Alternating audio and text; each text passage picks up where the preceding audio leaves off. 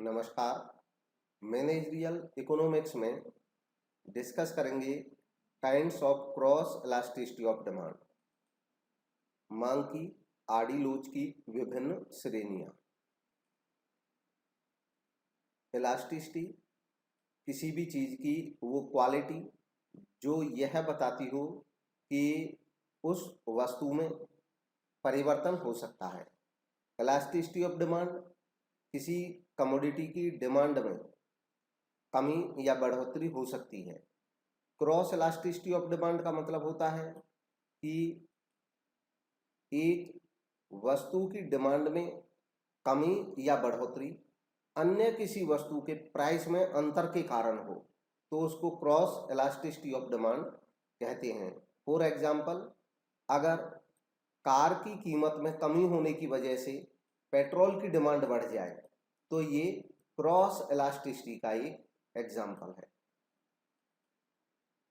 अब बात आती है कि क्रॉस इलास्टिसिटी ऑफ डिमांड कितने टाइप की हो सकती है, कितने काइंड्स की हो सकती है। तो सबसे पहला positive cross elasticity of demand. Cross elasticity of demand को पॉजिटिव तब कहा जाएगा जब increase in the price of related product, किसी संबंधित वस्तु के प्राइस में इंक्रीज होने की वजह से किसी दूसरे मुख्य प्रोडक्ट की डिमांड इंक्रीज हो जाए, या किसी रिलेटेड प्रोडक्ट के प्राइस के डिक्रीज होने के कारण मेन प्रोडक्ट की डिमांड डिक्रीज हो जाए, तो उसको positive cross elasticity of demand कहते हैं। Cross elasticity of demand positive ऐसी गुड्स के बारे में होती है जो कि सब्स्टिट्यूट गुड्स होती हैं। सब्स्टिट्यूट गुड्स का मतलब ऐसी गुड्स से होता है जिनको एक दूसरे से परिवर्तित किया जा सकता है। फॉर एग्जाम्पल, पेप्सी और कोक दोनों ही सॉफ्ट ड्रिंक हैं, कोल्ड ड्रिंक्स हैं, और पेप्सी से कोक को सब्स्टिट्यूट किया जा सकता है। कोई यूजर चाहे तो पेप्सी कंज्यूम कर सकता है और चाहे कोक कंज्यूम कर सकता है। ठीक वैसे ही टी एंड कॉफ़ी ये सब्स्टिट्यूट गुड्स हैं। या तो कोई कंज्यूमर एक समय में टी कंज्यूम करेगा या टी को वो सब्स्टिट्यूट कर सकता है कॉफ़ी से। इसी प्रकार से किसी भी सब्स्टिट्यूट गुड्स में इस तरह का रिलेशन पाया जाता है, तो ये चीज़ कॉमन वहाँ पे ऑब्जर्व की जा सकती है कि अगर एक कमोडिटी, जैसे सपोज करिए टी का प्राइस अगर इंक्रीज कर जाता है, प्राइस ऑफ टी अगर इंक्रीज कर जाता है, प्लस कर जाता है, तो हो सकता है कुछ लोग टी लेना पसंद ना करें और टी को सब्स्टिट्यूट कर दें कॉफ़ी से। तो इसका परिणाम ये होगा कि टी के प्राइस बढ़ने का असर ये पड़ेगा कि टी का कंज्यूम कम हो जाएगा और कॉफ़ी का कंजम्पशन बढ़ जाएगा। तो इसका मतलब क्या है कि टी के प्राइस बढ़ने से कॉफ़ी की डिमांड बढ़ सकती है। तो एक कमोडिटी का प्राइस बढ़ रहा है, दूसरी कमोडिटी की डिमांड बढ़ जाए, तो ऐसे केस में उसको पॉजिटिव क्रॉस इलास्टिसिटी कहा जाता है। सेकंड हो सकता है negative cross elasticity of demand. Negative cross elasticity of demand उस केस में हो सकता है जब increase in the price of related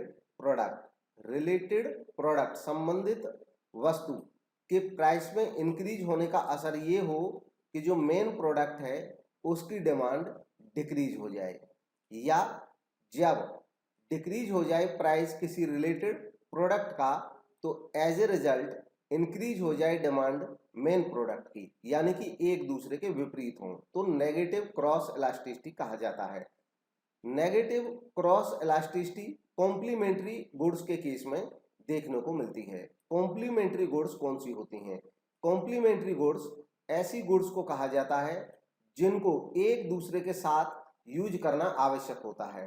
for example, अगर कोई व्यक्ति कार खरीदता है तो उसको पेट्रोल या डीजल या सीएनजी जो भी उसका ईंधन होगा, खास तौर पे ईंधन का कंजम्पशन करना ही होगा।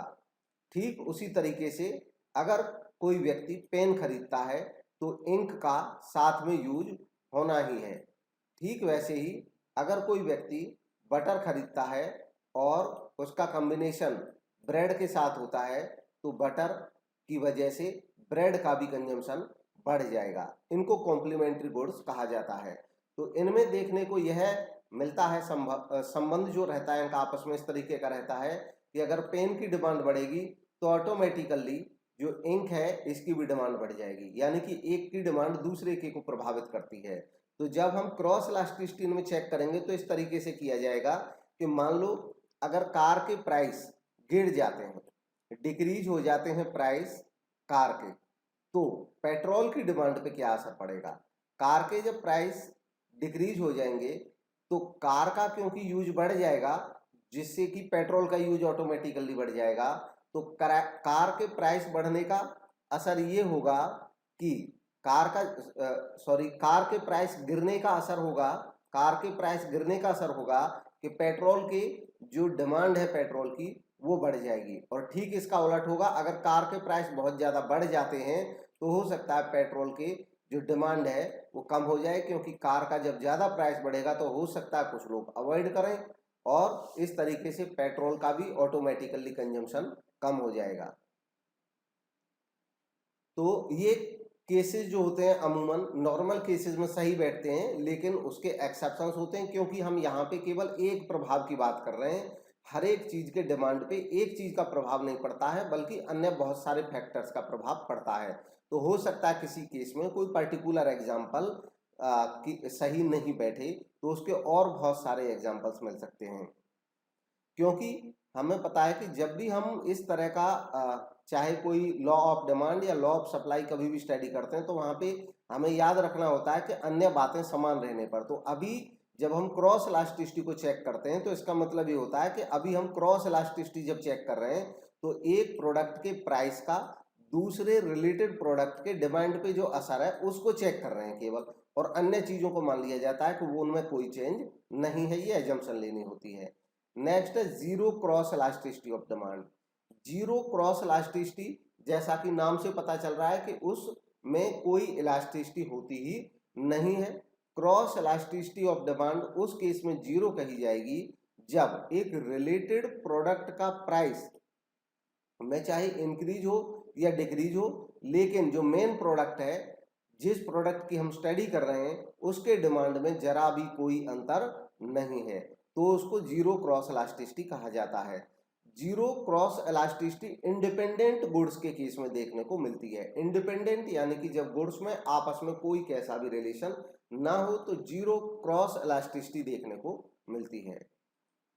कुल मिलाकर के इन केसेस को हम सम अप इस तरीके से कर सकते हैं कि अगर दो प्रोडक्ट ऐसे हैं कि उनमें जो इलास्टिसिटी का संबंध मिलता है क्रॉस इलास्टिसिटी का, अगर वो संबंध पॉजिटिव है तो इसका मतलब है कि वो दोनों प्रोडक्ट आपस में एक दूसरे के सब्स्टिट्यूट हैं।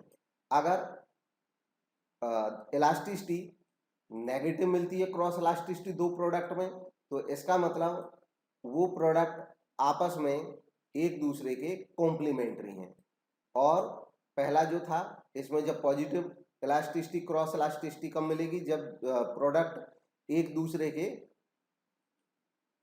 सब्स्टिट्यूट हैं। नेगेटिव क्रॉस इलास्टिसिटी मिलेगी कब, जब प्रोडक्ट एक दूसरे के कॉम्प्लीमेंट्री हैं। और जीरो इलास्टिसिटी कब देखने को मिलेगी, जब प्रोडक्ट एक दूसरे से पूरी तरह से इंडिपेंडेंट हैं, उनमें आपस में कोई संबंध नहीं है। तो ये था discussion kind of cross elasticity of demand के बारे में। उम्मीद है ये क्लियर हुआ होगा। Thank you.